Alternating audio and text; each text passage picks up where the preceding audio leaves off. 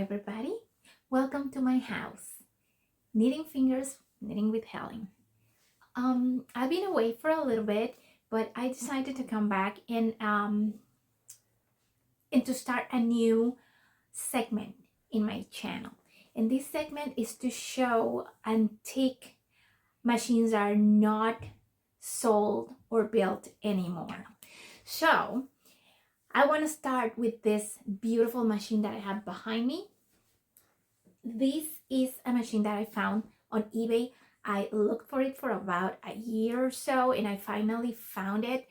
It is called Meda, M-E-D-A, and this particular one was built in Russia around the beginning of the 1990s. The manual I have is in Russian, which I don't speak a word of. Has a date that says 1991. I'm not sure if that's the date they printed the manual or that's the day the machine was built. Anyhow, this machine is not being built anymore anywhere. And the beauty of this machine and what makes it so different is that it creates a stitch that is very hard to recreate using a regular home knitter or a knitting machine. None of them can create garter stitch easy. So garter stitch is the type of fabric that when you knit by hand, you knit every row. So the fabric doesn't have a right side or a wrong side. Another advantage of this stitch is that it doesn't curl.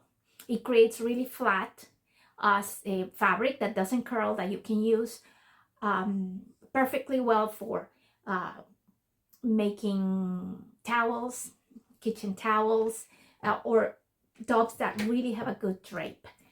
I really find this machine interesting. I think you're gonna love it. Well, this is certainly not the fastest machine, but it's definitely quicker than knitting by hand. It's ingenious. It's very simplistic. It doesn't have like complicated mechanisms inside.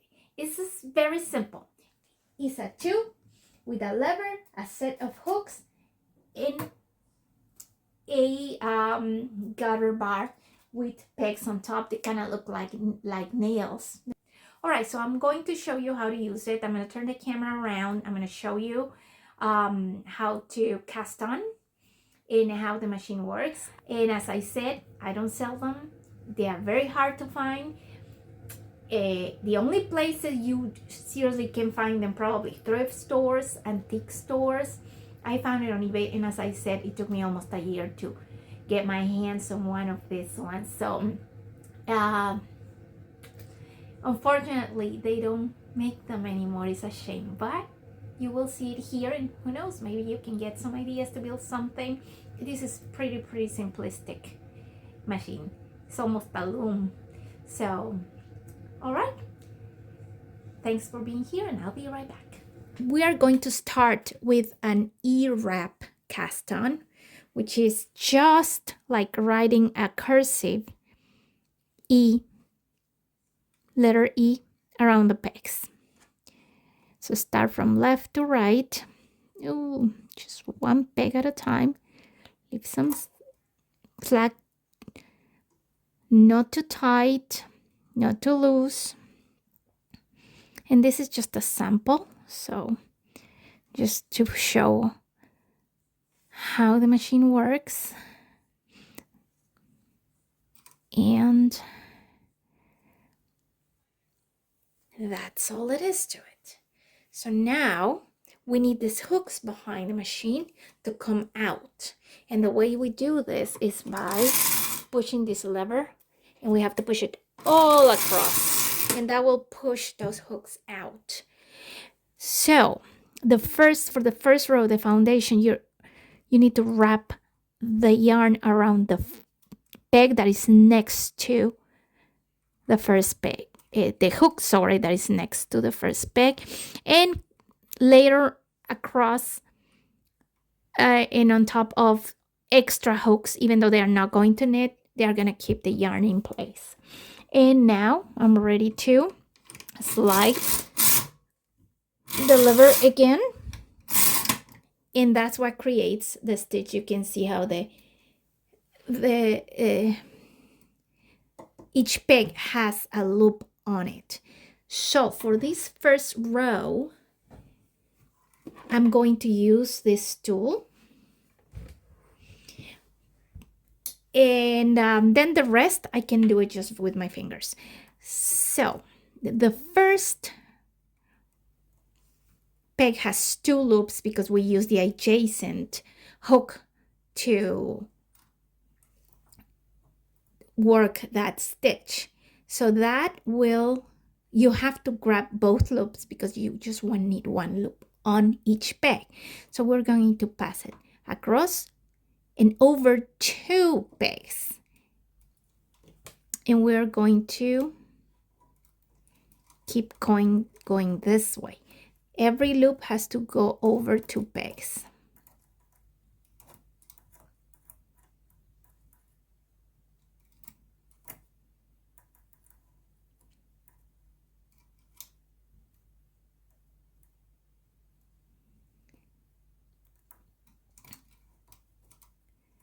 I'm going to do the same over 2 pegs all the way across. And as I said, just for this first row. And it's because it's so short right now that it's impossible to grab the fabric or the knitting with my fingers, but it will get large, but it will grow. So once we have some fabric, we're going to be able to catch it with the fingers and just pull it and pass it over the pegs. And that's done.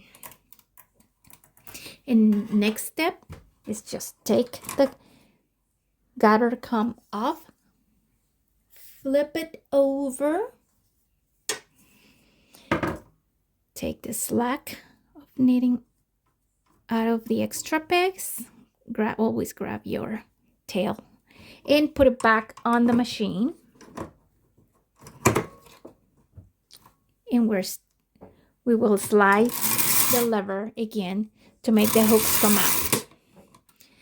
Same thing, wrap around,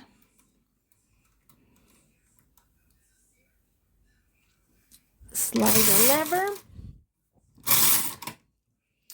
and pass over the knit. I'm grabbing, you see I'm holding this tail because that always gives me problems at the beginning. I don't know why. So I am going just to pass the whole thing over, and the rest I'm going to pull with my fingers. See?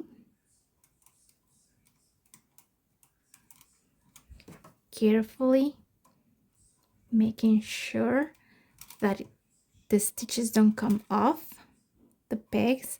Sorry, you're not going to be able to see very well what I'm doing right now, but it will be more clear when we have more fabric to hold on to.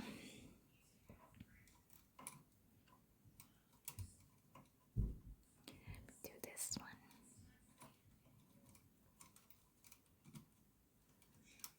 I think this one, yeah. See, this one, you need 1 loop on each peg, and this one didn't go through. There you go.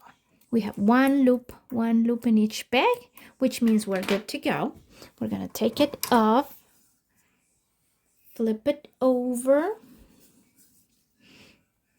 pull the slack of the pegs, and then put it back on. I'm going to pull this a little bit so we can have some more room to grab it with our fingers, which is what we need to do right now. Okay, slide the lever, hooks out, lay the yarn over,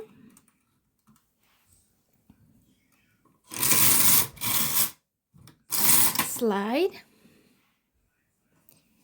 I'm going to pass this first one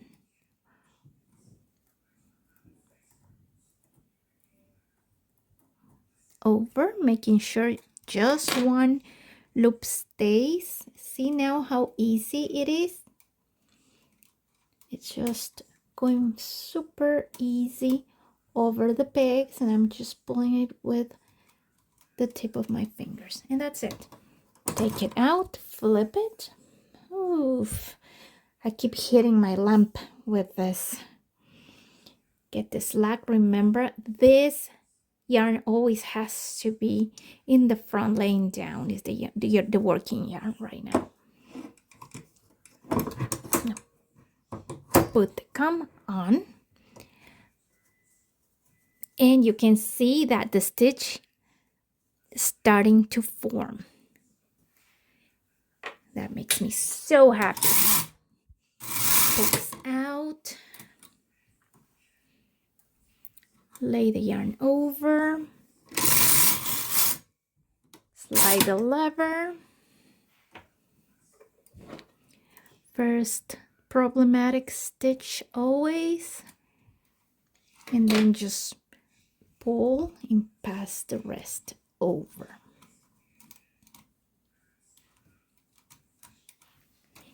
Same thing, flip this over, remove the slack, making sure the yarn is in the front, put it back on,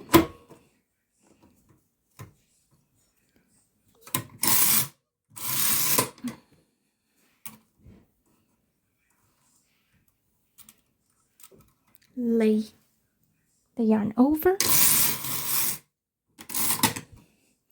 And let's say that I made a mistake. I realized that one hook didn't catch here or something. It's super easy to fix. I just pull the yarn up.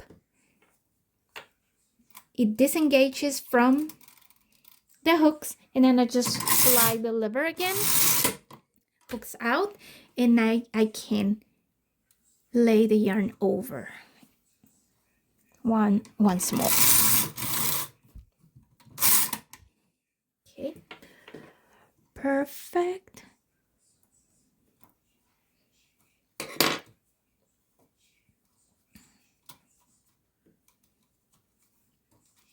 And you see it's going by quicker now.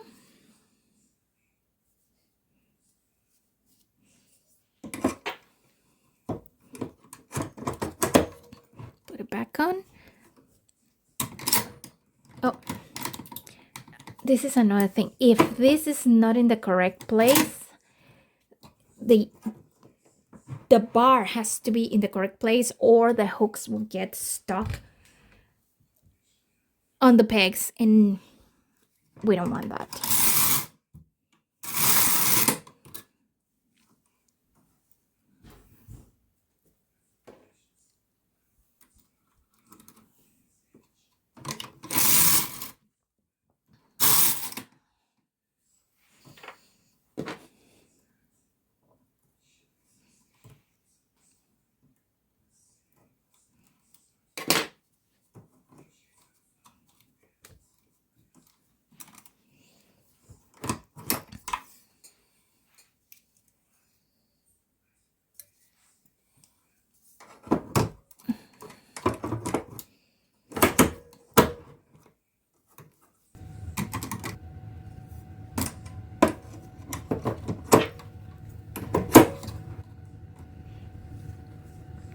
Look at that. Beautiful, huh? I'm getting out of focus here. Here you go. Now I will show you how this machine works on a larger project. I was a little bit scared at the beginning, but it ended up being surprisingly easy. Once I knitted enough fabric, it was very easy to pass it over the pegs or pins of the pin com. Here you can see how beautiful the stitch came out, and how flat and stretchy the fabric is. It has a beautiful drape. I am very happy with the result.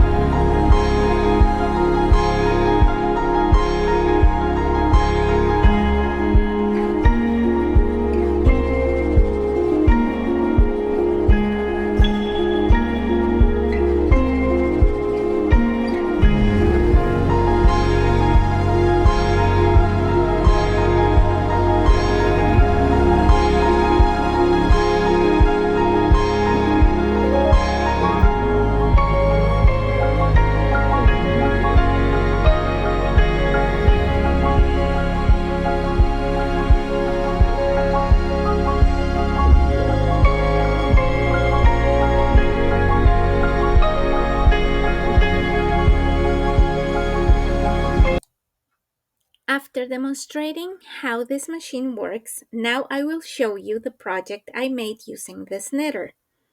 I decided to make a jacket. I picked medium yarn and knitted two horizontal panels using a variegated color yarn.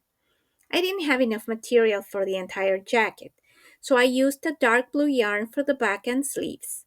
The two panels made the front of the jacket. I positioned them vertically and added a zipper. Here is the picture of the panels, not sewn yet. And here is a picture of the finished product. It was a lot of fun. Thanks for watching, and don't forget to support my work by liking and subscribing. Until next time, happy knitting!